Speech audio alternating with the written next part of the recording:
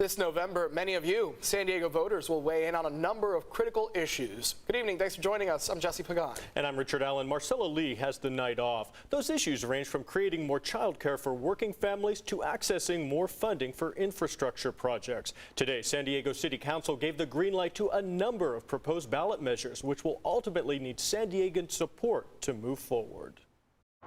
We currently have a childcare crisis.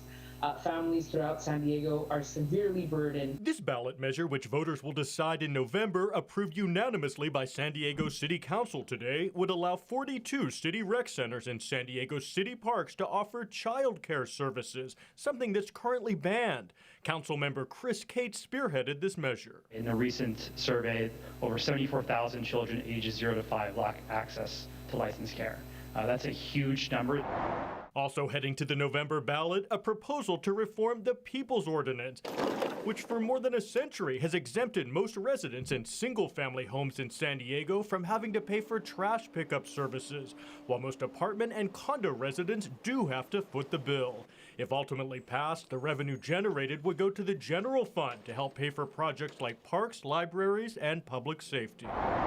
Another controversial measure greenlighted by the council for the November ballot would exclude the Midway District from the current 30-foot height limit on buildings in the coastal zone. Back in 2020, a majority of voters supported a similar measure, but litigation led to the courts striking it down. Backers of the measure say that removing the height limit would spur residential and business development in the Midway area. Doing so will provide an incredible opportunity to deliver true, meaningful, affordable housing for our region's low-income families. But fierce opponents say that this development would lead to more traffic and less open space for everyone. What you're doing is excluding low-income minorities that don't have any money from getting to the coast with this action.